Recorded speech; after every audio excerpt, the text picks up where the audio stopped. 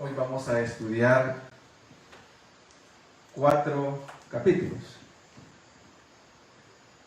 Así que le pedimos al Señor que Él sea el que nos hable y nos enseñe. Señor, pedimos tu intervención en este estudio.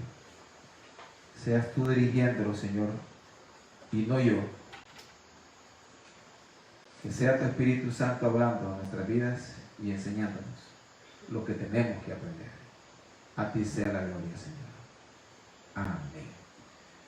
Zacarías, un profeta después del exilio, es decir, después de los 70 años de cautiverio, escribió en dos partes, su libro.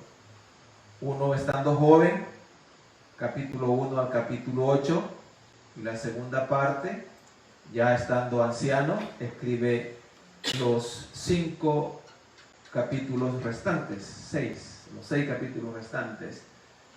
Del capítulo 1 al capítulo 8, recordemos que habla de las visiones y una profecía sobre el sacerdote Josué, y del capítulo 9 al 14 está hablando de profecías acerca del fin de los tiempos, es decir, de la segunda venida de nuestro Señor Jesucristo y el milenio. Escrito aproximadamente del 520 al 470 antes de Cristo. Zacarías fue antes de Malaquías. Malaquías fue el último profeta del Antiguo Testamento.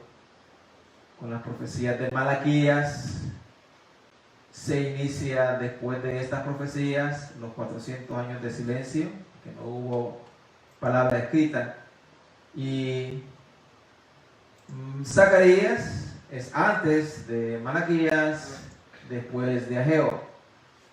En otras palabras, Zacarías está en medio de estos dos profetas. Gloria al Señor. Esto para que nos introduzcamos a lo que es el libro de Zacarías, por los que no estuvieron en la primera parte. Eso fue la primera parte. Una segunda parte fue el estudio de los primeros capítulos 1, 2 y 3 y hasta el 4. Y en estos capítulos primero hay un llamado de atención para el pueblo de Israel a que se vuelva a Dios, un llamado al arrepentimiento, que también es un llamado para nosotros. Y alcanzamos a ver 5 visiones que Dios le mostró a Zacarías, visiones de la noche. La primera de ellas fue la de los caballos, que allí aparece el jinete, que es Jesucristo. El de los cuernos y los carpinteros. Los cuernos eran los reinos que oprimieron al pueblo de Israel, y los carpinteros fueron los que vinieron a la defensa de este pueblo escogido. En la visión número 3 sale un ángel midiendo Jerusalén. Ya sabemos que esto era para establecer lo que Jerusalén será en el futuro. Luego está la visión del sumo sacerdote Josué, en donde se presenta Josué con ropas sucias, se le cambian las ropas sucias y es vestido con ropas muy blancas, y Josué está representando la nación de Israel, de cómo Dios quita el pecado de su pueblo para que Satanás no pueda señalarlo. Luego en la visión número 5 es el candelabro de oro y los olivos, recordando que los olivos representan a Josué y al otro sacerdote, que es, ya se me olvidó cuál es el otro, pero son los 2 sacerdotes. Y luego el candelabro representa la constante llenura del Espíritu Santo que cada uno de nosotros debemos de tener. Así que ese es lo que hemos estudiado hasta el momento. Ahora vamos a ver el capítulo 5 a continuar con las visiones que Dios le presentó a Zacarías. Y vemos la visión número 6, el rollo volante, en el capítulo 5, versículo 1 al 4, y del 5 al 11, la visión número 7, que es la mujer con el efa. Vamos a leer el capítulo 5, los primeros versículos. De nuevo alcé mis ojos y miré, y he aquí un rollo que volaba. Y me dijo, ¿qué ves? Y respondí, veo un rollo que vuela, de 20 codos de largo y 10 codos de ancho. Entonces me dijo, esta es la maldición que sale sobre la faz de toda la tierra, porque todo aquel que hurta, como está de un lado del rollo, será destruido, y todo aquel que jura falsamente, como está del otro lado del rollo, será destruido. Y lo ha hecho salir, dice Jehová de los ejércitos, y vendrá a la casa del ladrón y a la casa del que jura falsamente en mi nombre, y permanecerá en medio de su casa, y la consumirá con sus maderas y sus piedras. ¿Qué representa o qué podemos aprender de esta visión? ¿O qué es lo que el Señor quiere darnos a mostrar? No solamente para el tiempo del pueblo de Israel, para el tiempo de Zacarías, sino que para hoy, en este tiempo. El rollo volante representa la maldición del juicio de Dios contra los pecados de su pueblo. Y que, aunque Dios es un Dios misericordioso, compasivo, como lo dice 2 de Pedro 3:9, viene un tiempo de juicio que consumirá completamente a los impíos. ¿Cuándo va a suceder esto? En la gran tribulación y en la segunda venida de nuestro Señor Jesucristo.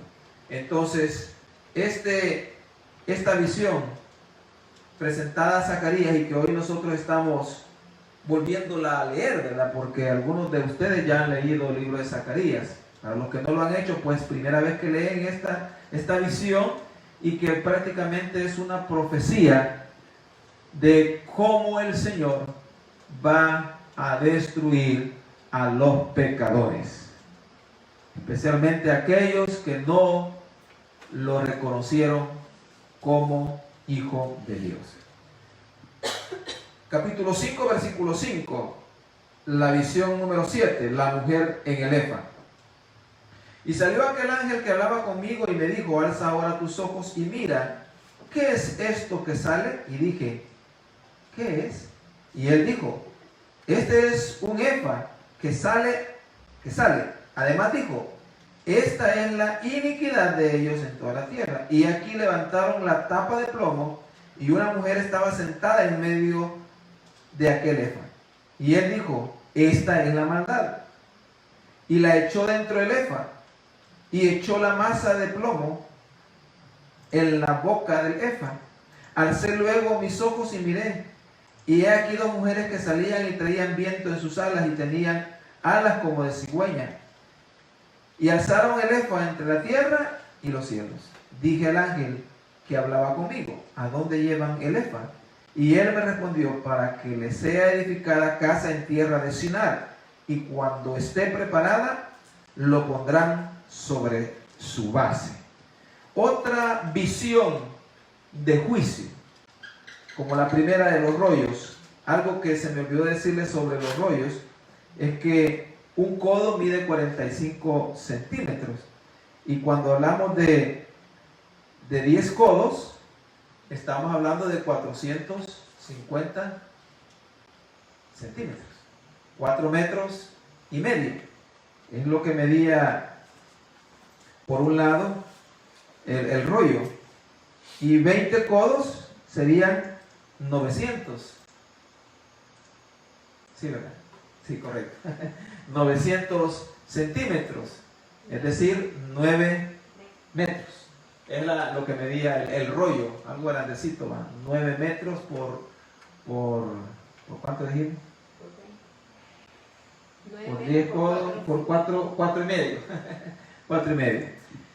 Y cuando hablamos del efa era una medida era como una canasta donde se echaba granos, y esto más o menos pesaba 48 libras, un poquito más de 48 libras. Si hablamos de litros, si fuera una medida de líquida, serían 22 litros. Entonces, en una canasta en donde cabía un efa, es la representación que Dios le da a Zacarías a través de esta visión. Y el mismo capítulo, la misma lectura dice que representa, ¿verdad? Todo lo que era, el efa era las iniquidades del pueblo que oprimió a Israel, y la mujer representaba la maldad de estos pueblos. Y cuando dice que dos criaturas con alas, o dos mujeres con alas de cigüeña, se llevaron el efa, se la llevaron hacia Sinar. Sinar es igual que decir Babilonia. Y en otras palabras, esto representa que el Señor está quitando el pecado de Israel y se lo está llevando afuera, como el día de hoy. El Señor quiere que nosotros nos quitemos el pecado, y nos podemos quitar el pecado con la sangre de Cristo. Solo mi esposa dijo amén. La sangre de Cristo nos limpia de todo pecado. El Señor ha provisto los medios para que usted y yo ahora seamos limpios de todo pecado. Así como la representación de esta visión, cómo Dios quita el pecado de en medio de su pueblo y se lo lleva lejos, para en un futuro traer el juicio que Él ha dicho que va a traer a las naciones paganas. Capítulo 6. Vemos aquí la visión número 8. ¿Cuántas visiones eran? Correcto, 8. Lo que ustedes pensaron eran 8 visiones. Aquí está la última visión. Los 4 carros. Lo leemos. De nuevo alcé mis ojos y miré. Y he aquí 4 carros que salían de entre 2 montes. Y aquellos montes eran de bronce. En el primer carro habían caballos alazanes. En el segundo carro, caballos negros. En el tercer carro, caballos blancos. Y en el cuarto carro, caballos overos rucios rodados. Respondí entonces y dije al ángel que hablaba conmigo: Señor mío, ¿qué es esto? Y el ángel me respondió y me dijo: estos son los 4 vientos de los cielos, y que salen después de presentarse delante del Señor de toda la tierra. El carro con los caballos negros salía hacia la tierra del norte, y los blancos salieron tras ellos. Y los overos salieron hacia la tierra del sur, y los alazanes salieron y se afanaron por ir a recorrer la tierra. Y dijo: id, recorrer la tierra. Y recorrieron la tierra. Luego me llamó y me habló diciendo: mira, los que salieron hacia la tierra del norte hicieron reposar mi espíritu en la tierra del norte. ¿Qué es esta representación? Primero, los colores de los caballos. Bueno, cuando hablamos de 4 vientos, estamos hablando de los 4 puntos cardinales de la tierra. Y cuando dice que salieron a recorrer la tierra, eso representa el hecho de que el Señor no deja ninguna parte de la tierra sin fijar su mirada en ella. Así que usted y yo debemos de estar tranquilos, porque el Señor tiene su mirada en nosotros, en cada uno de nosotros. Y dice aquí que estos caballos salieron hacia el norte y hacia el sur, y los alazanes salieron por toda la tierra. Los caballos negros representan muerte, guerra. Los blancos significan victoria. Los alazanes representan calamidad o hambre, se representa los alazanes. Y también los overos, bueno, los alazanes son un café claro tirándole a rojizo, y los overos son melocotón pero manchados con blanco y otros colores por ahí, que representan también victoria. Uno de ellos representa victoria. Entonces podemos ver nosotros que Dios manda prácticamente a recorrer toda la tierra. Y cuando dice que los caballos que fueron al norte, que fueron los blancos y los negros, le trajeron paz, le trajeron tranquilidad al Señor. ¿Por qué? Porque al norte estaban las naciones que habían oprimido al pueblo de Israel. Y entonces Dios recibe paz y tranquilidad cuando el juicio ha sido emitido sobre los enemigos de su pueblo. Entonces por eso dice que esos caballos le trajeron paz, porque fueron a cumplir el juicio de Dios sobre las naciones opresoras. Luego en el capítulo 6, versículo 9 al 15, tenemos un cambio de temática, y vemos ahí la coronación simbólica de Josué. Dice así del 9 al 15 del capítulo 6. Vino a mí palabra de Jehová diciendo: toma de los del cautiverio a Elaí, a Tobías y a Jedaías, los cuales volvieron de Babilonia, e irás tú en aquel día y entrarás en casa de Josías, hijo de Sofonías. Tomarás pues plata y oro y harás coronas y las pondrás en la cabeza del sumo sacerdote Josué, hijo de Josadak, y le hablarás diciendo: así ha hablado Jehová de los ejércitos, diciendo: he aquí el varón cuyo nombre es el renuevo, el cual brotará de sus raíces y edificará templo de Jehová. Él edificará el templo de Jehová, y él llevará gloria, y se sentará y dominará en su trono, y habrá sacerdotes a su lado, y consejo de paz habrá entre ambos. Las coronas servirán a Helem, a Tobías, a Jedaías y a Gen, hijo de Sofonías, como memoria en el templo de Jehová.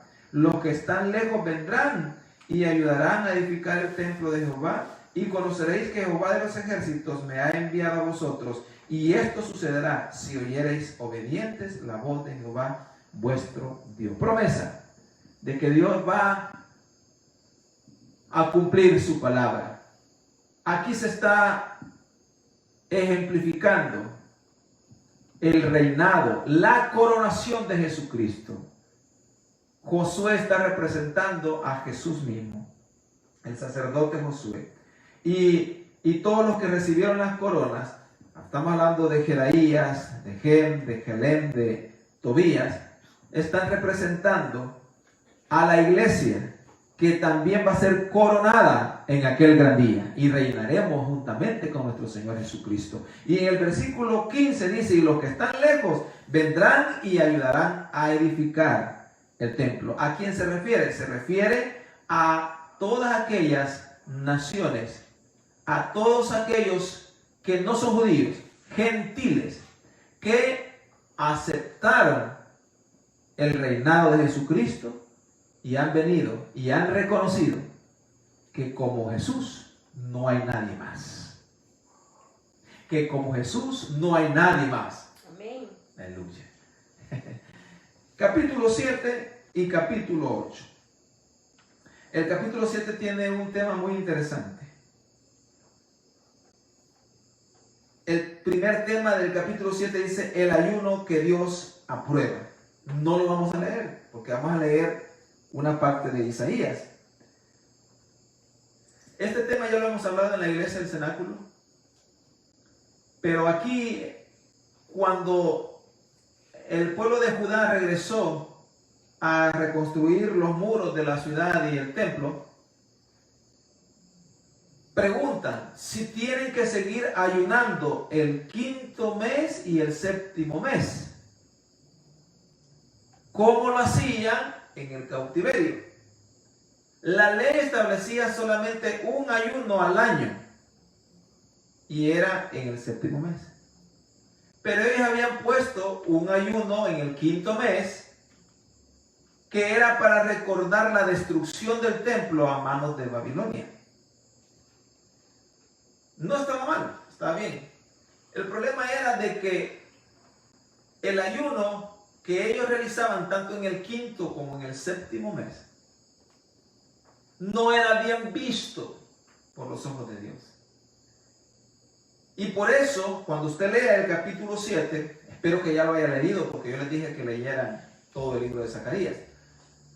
Pero cuando lo vuelva a leer, digámoslo así, cuando vuelva a leer el capítulo 7 de Zacarías, se va a dar cuenta que Dios les dice y ayunaban para mí. O lo hacían por simplemente una costumbre. Como muchos de nosotros ahora hacemos las cosas por costumbre, no de corazón.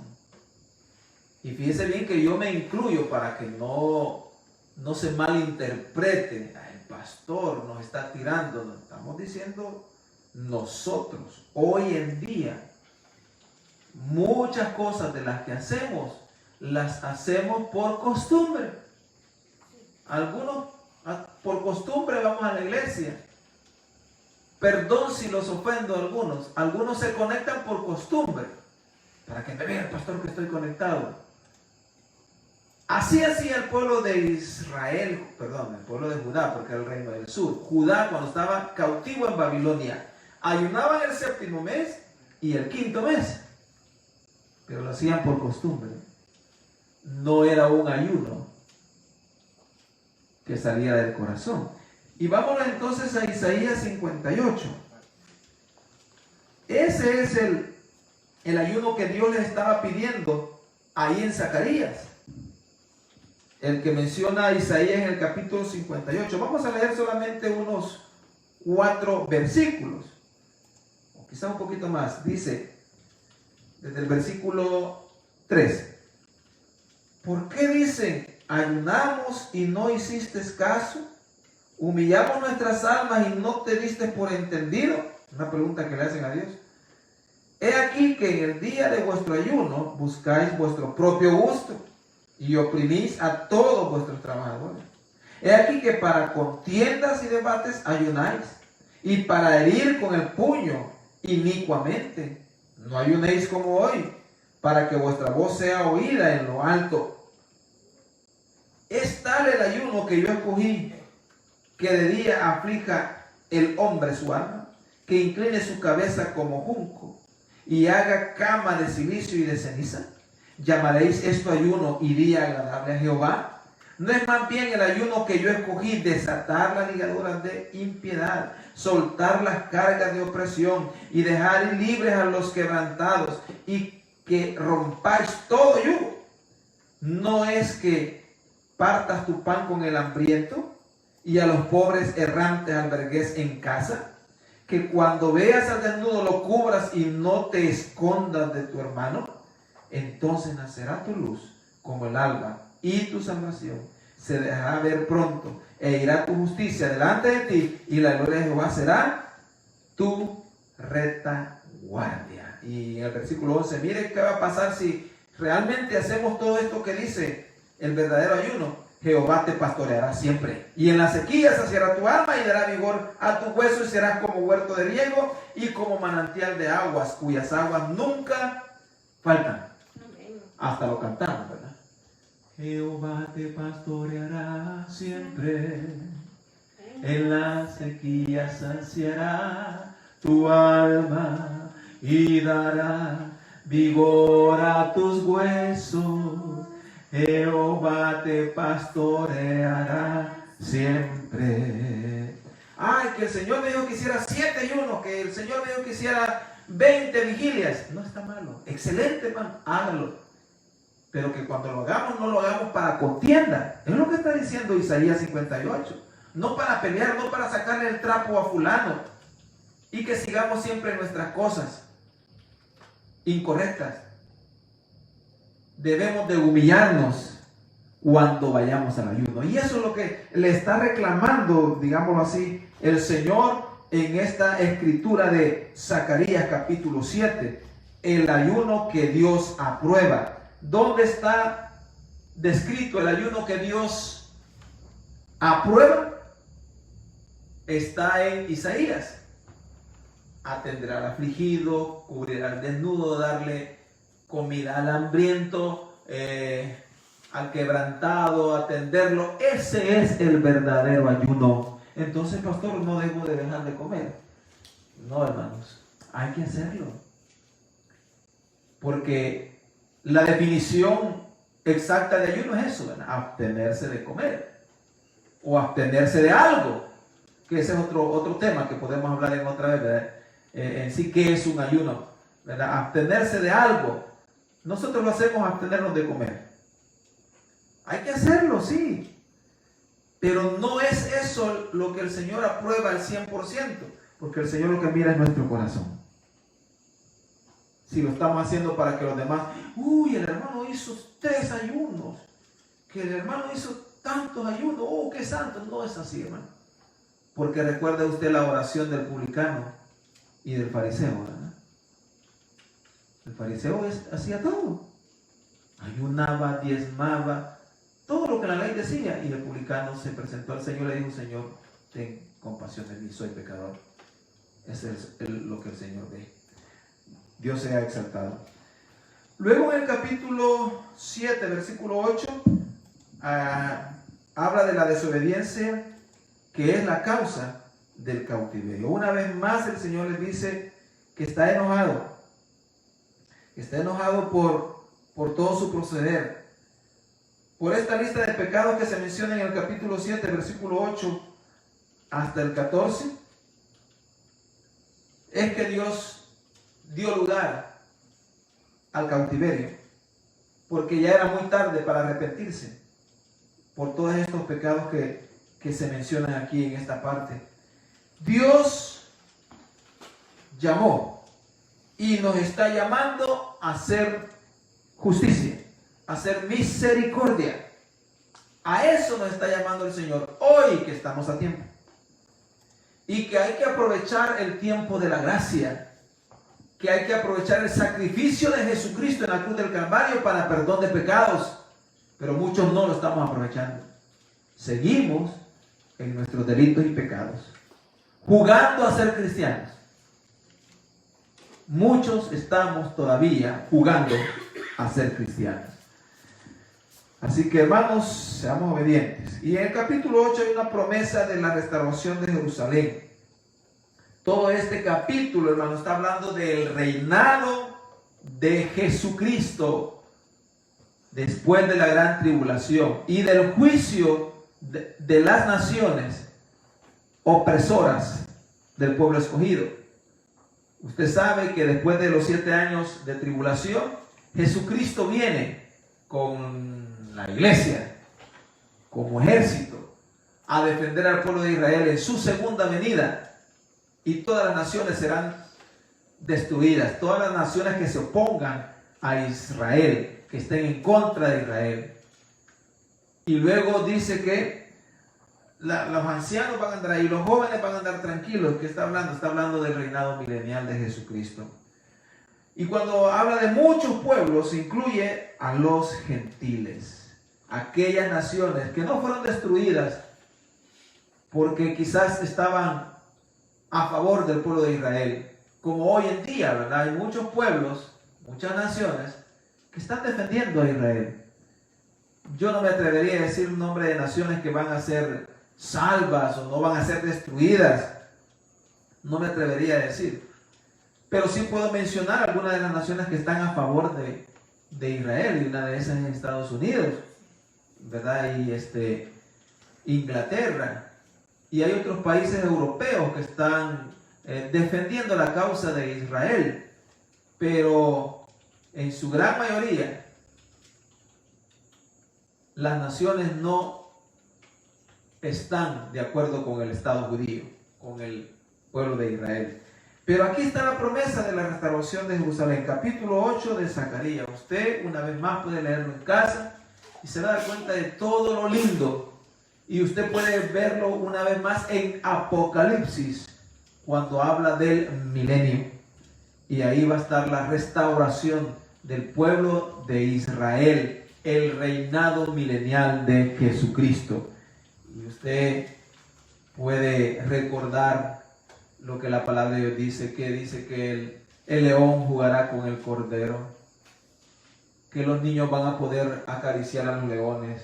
Hoy hasta una cucaracha nos da miedo, pero en ese tiempo no va a haber miedo de estar con el león, porque Jesucristo va a juzgar, Jesucristo va a reinar, y el ser humano morirá de viejo, no de enfermo. Habrá paz en ese milenio. La gloria y la honra sea para el Señor. Aquí el capítulo 8 lo está diciendo. Así que no es invento nuestro, es palabra de Dios. Señor, te damos gracias por lo que hemos aprendido esta noche. Qué lindas promesas encontramos, Señor, en tu palabra. Un libro escrito, Señor, hace más de 2400 años. Gracias, Jesús, porque esa promesa permanece y va a ser cumplida cuando tú vengas a rescatar a tu pueblo. Recibe la gloria, recibe la honra, Señor. Gracias, gracias por esta bendición de poder estar en un culto aprendiendo de tu palabra. En el nombre de Jesús te exaltamos. Amén. Señor, pedimos por Carla Marroquín Sarabia, sobrina de nuestra hermana Edith, que está hospitalizada. Obra, Señor, obra en sanidad y sácala de ese hospital sana, Señor. Pedimos por los hijos de nuestra hermana Evelyn Velázquez, Señor, que tú los protejas. En el nombre de Jesús, que tu presencia los acorace, Señor. Y que se cumpla tu palabra, que no hay plaga que vaya a tocar nuestra morada. Señor, por Carlos, hermano de nuestra hermana Rosita Reyes. Señor, seas tú obrando en la vida de este hombre, Señor Carlos. Y pedimos también por Paquita, cuñada de nuestra hermana Edith. Señor, tú sabes cuál es la necesidad.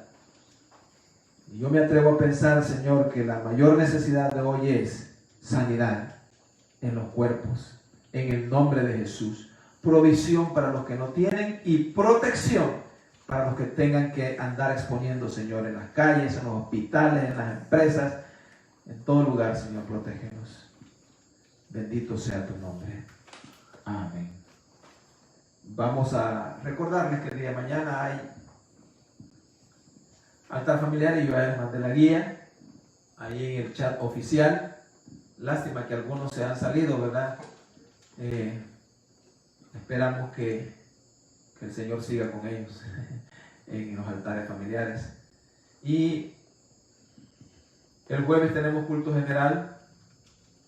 Viernes tenemos altar familiar una vez más. Y oración a las 10 de la noche. Únase a la oración. Nos estamos conectando entre unos 15 a unos 20, ¿verdad? Pues yo quisiera que se conectaran más. Hay muchos jóvenes que tienen Zoom en sus teléfonos y no se conectan a orar. Eso es pecado, jóvenes. Es pecado. Conéctense, porque así se conectan para otros menesteres, que no son malos. Pero conéctense a orar. Son 40 minutos los que oramos, porque 40 minutos son los que nos dan gratis el Zoom. Así que conéctense los viernes a las 10 de la noche. Sábado, territorio Josías, y domingo a las 10:30 nuestro culto general. Le voy a poner el link aquí. En este momento mi esposa le está poniendo el link. ¿Cómo se llama? El link para que usted pueda meterse a la oración el viernes a las 10 de la noche, hora de El Salvador. Haga sus cálculos. Ahorita aquí van a ser las 8. Vea usted cuánta hay de diferencia y así conéctese vía Zoom el viernes a las 10 de la noche. Todos los viernes mismo. Todos los viernes a las 10 de la noche en el mismo link. No tiene que esperar usted otro link. El mismo link estamos ocupando para orar todas las noches. Invito a los diáconos, a los líderes, a los ministros, a los hombres, a las mujeres, a los jóvenes, a las señoritas y a los niños que utilizan Zoom, para que se unan todos los viernes a las 10 de la noche. La gloria sea para el Señor. Dios les bendiga. Les amamos y les extrañamos.